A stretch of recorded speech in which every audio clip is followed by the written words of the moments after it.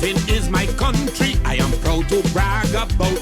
She has been so good to me, I will boast and I will shout. St. Martin, I will praise you, I am proud to be a part. I will sing to the top of my voice, I love you with all my heart. With all the hurricanes that we have suffered over the years, you still strong, strong, strong. Though COVID derailed us, you're strong and that's a fact. Thank you, St. Martin, for always staying on track.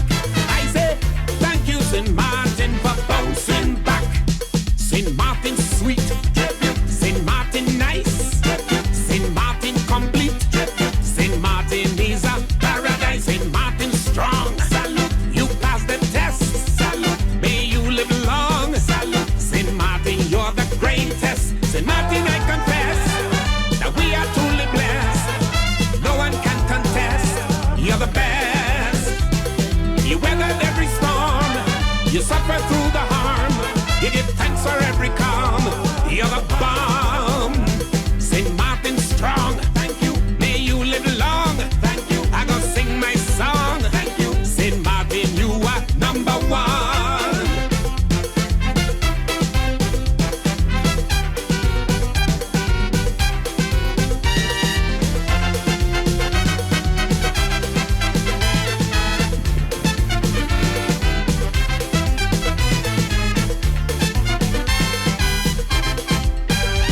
We've suffered many calamities over the years.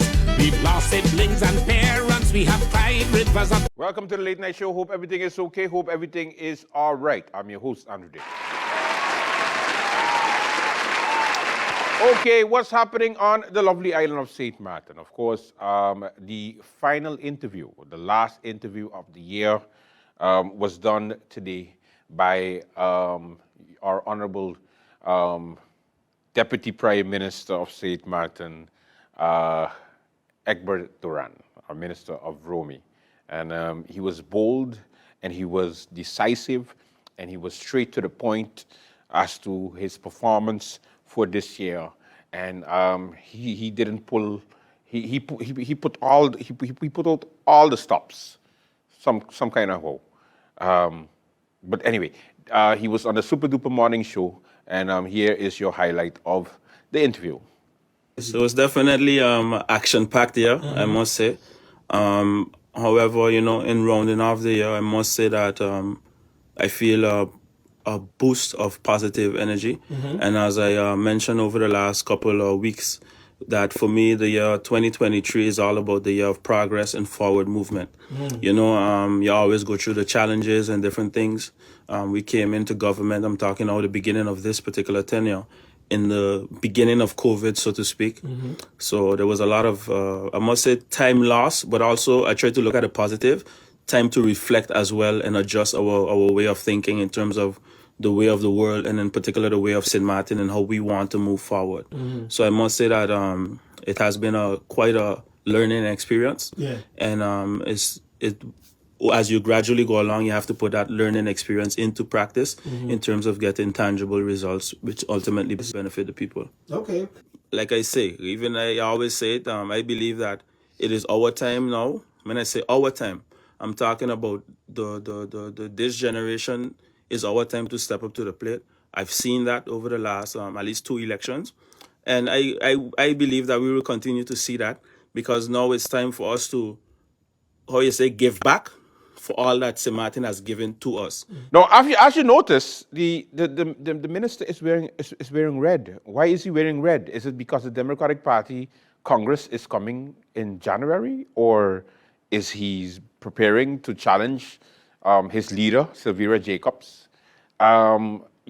Late Night always tries to give you the scoop on the latest candidates, the latest, aspiring members of parliament, and of course, the current members of parliament who are going to definitely be seeking re-election because they always feel like they're doing such a great job.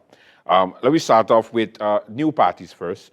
for potential candidates, some that you have to look out for, which they started early with pushing themselves forward, is Julian Rolox Jr. Of course, if you remember the sub party, which is from Julian Rolox Sr., his son now is following in the footsteps of his pops, and he is on the URSM party, and he will be running with the URSM party. He did some event a couple of days ago, and he got everybody wearing the Junior Rolex shirt. So he going hard. He's starting the election cycle already, even though we are the end of December, and we don't know whether we're going to have elections in November or in January of 2024. But either way, it's going to be a year of campaigning, people. So get ready for the rhetoric and get ready for all the promises. Another candidate that you have to look out for is Prince Herbert Martina, who's going to be running with the URSM. Yes, we know he's going to be running with the URSM because he's been on different programs with the URSM, and he always bigging up the URSM. So therefore, he will not be running on the National Alliance. Usually, he's been part of the National Alliance for a while. Before that, he was PPA. Now he is URSM. Is he a ship jumper? I don't think so, because he was never elected. So he just decided to find a better fit, since the National Alliance have no respect for him and send Rene to Holland instead of him. He's still vexed. He's still vexed. Chris Weaver, our former Minister of Romy, he is also running on the URSM. I think he's been hinting it on Facebook for quite some time. Weaver Works. That looks like it's going to be his campaign slogan, Weaver Works. So he was very short as Minister of Romy. Short time span, I think less than 6 months. But he was the minister, nevertheless. So those are some of the candidates you have to look out for on the URSM list, led by Dr. Luc Mercelina.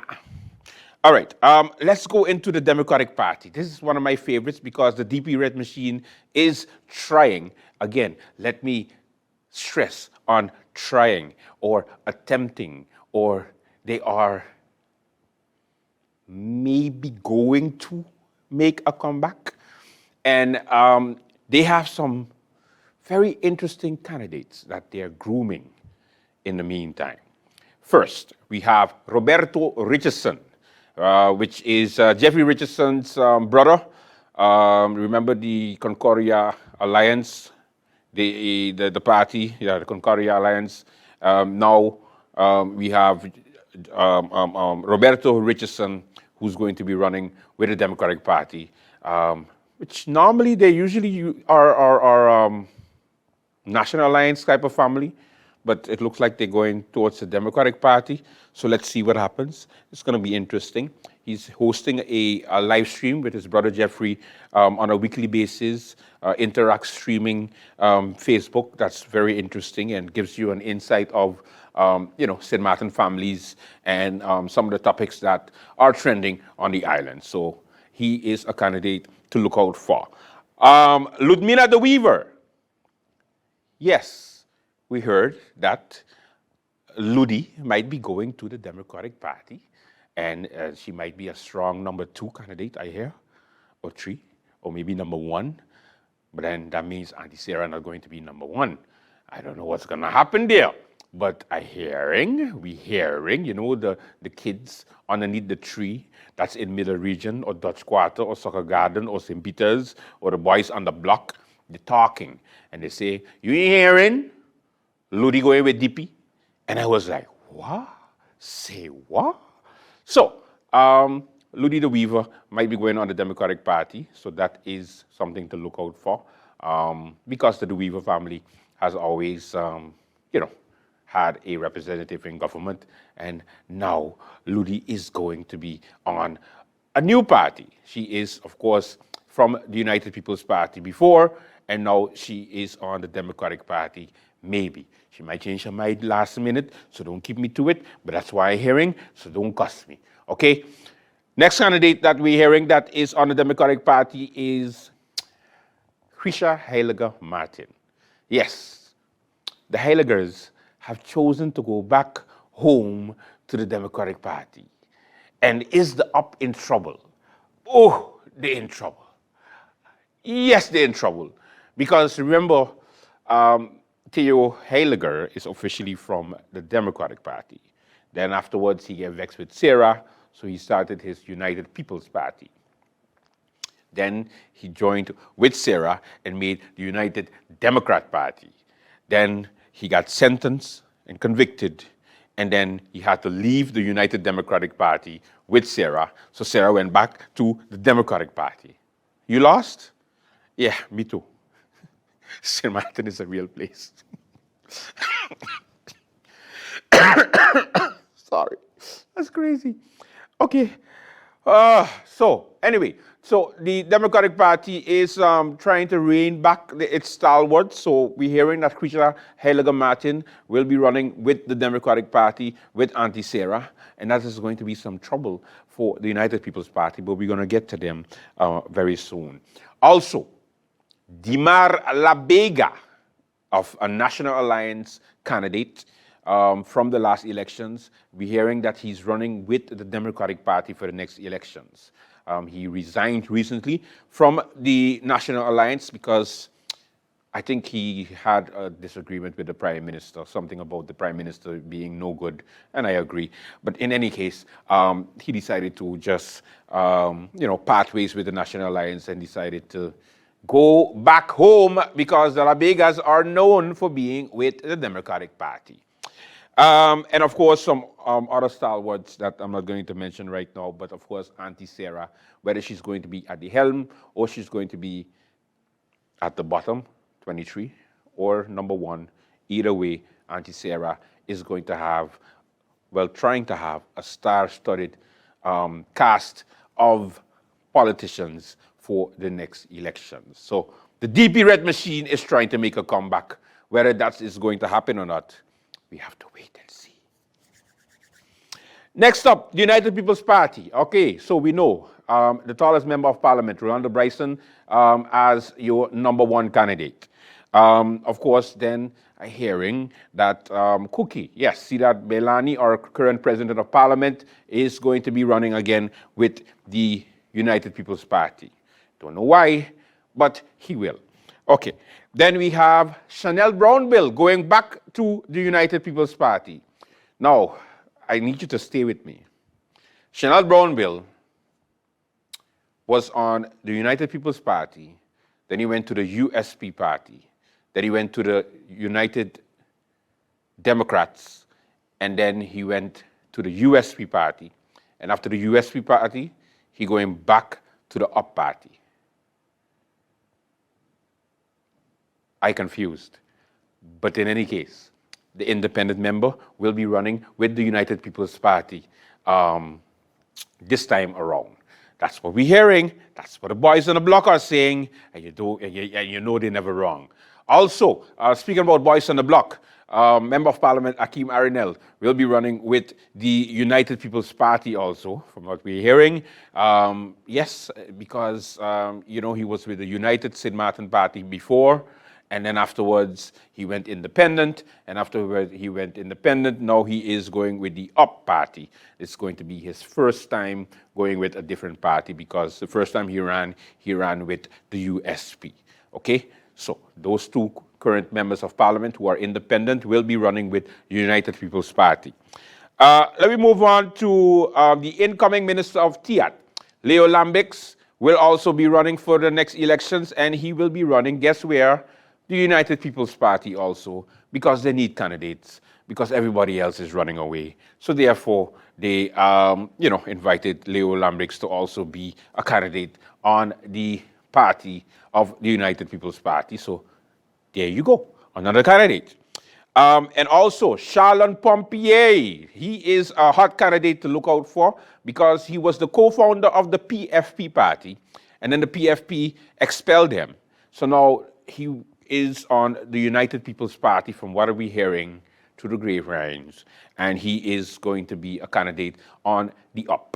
That is also a big vote getter, so to speak, because he did get a good amount of votes during the last time that he ran. Not enough to get elected, but just enough to be noticed. So he is bringing his votes to the United People's Party. And will it work? Or won't it work? We'll have to wait and see. Then, of course, we have Bria Sorton. Yes, the Sorton family are going into politics. And, of course, Bria Sorton is a former a carnival queen, and she is currently working in the Up faction in Parliament, and she is also going to be a candidate on the United People's Party. All right? Okay, good. You stay with me. Then we have the Minister of Everything, Minister Omar Otley, who is also going to be on the United People's Party. But there is a big but. During the last elections in 2020, his uncle, Frankie Myers, started a new party called the St. Martin Action Movement, which is short for SAM. Don't ask. But anyway, so the St. Martin Action Movement was formed by Frankie Myers. If they do decide to run for the upcoming elections, from what we're hearing they will, Omar Otley will be going to SAM for sure, because he's going with Uncle Frankie. Hello, makes sense. Frankie Myers, Omar Otley, family. They're supposed to be, passing the baton.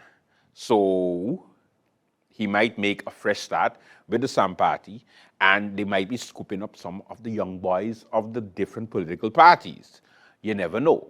I think maybe that's like a backdoor plan, just in case if the DP looking too strong. But that's what we're hearing.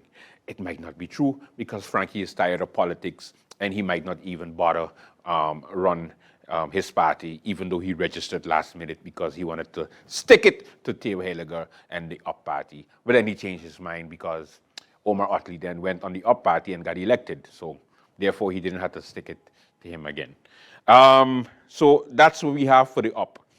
Now, we have some candidates that are floating in the air, that are still deciding on where to go.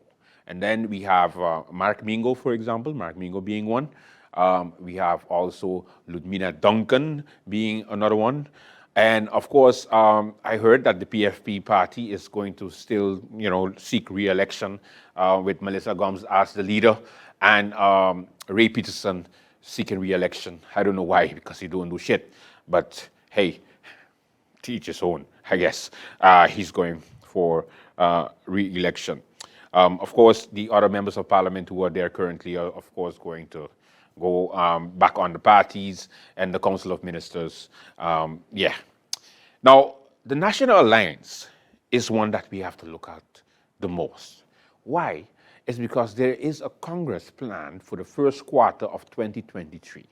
And the leadership is being contested by 3 candidates. We have, of course, the current leader of the National Alliance, Sylvia Jacobs, our current Prime Minister, who's doing such a wonderful job.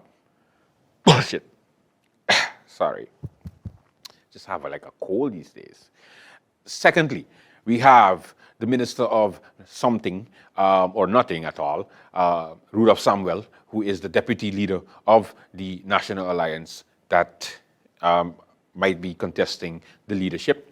And then we have, of course, the one, the only, the highest vote getter from the last elections, Egbert Doran. Yeah. So those 3 are ones, those 2 are the ones you have to look for. And then, of course, they have one more that is, lurking in the bushes, lurking behind the kitchen. And the reason why I say the kitchen is because he's a cook. But either way, Hunde Malin, Cloyd Malin, will be contesting the elections with the National Alliance. But will he go for the leadership because he is William Malin's son? Now, of course, we all know that William Malin was the leader of the National Alliance for 100 years. And now that he is retiring from politics after this term is finished, Cloyd Marlin, is supposed to be taking his spot. Now, of course, the National Alliance is going to be in a tug of war because you have Doran, who received the most votes during the last election. So therefore, why shouldn't he be the leader? Because he got the most votes in the National Alliance and the other parties. But you have the prince of the National Alliance, which is Cloyd Marlin, who, is expected to take over for his father. So who will win at the Congress? Or will the current Prime Minister, Severa Jacobs, retain her leadership of the party and continue moving forward or backwards or sidewards in her case? Because anyway, I don't want to get cancelled. So that's the situation, what's happening in politics right now. There is a lot for you to take in, so soak it in, my people. It's almost end of the year. Tomorrow we should be having the Dick Awards, so make sure you stay with us for that. Looking forward to it. It's gonna be a woozy. It's gonna be nice. Do a whole award ceremony and everything, with the music and everything. Anyway, welcome to the Late Night Show. We have a good one for you. Let's begin.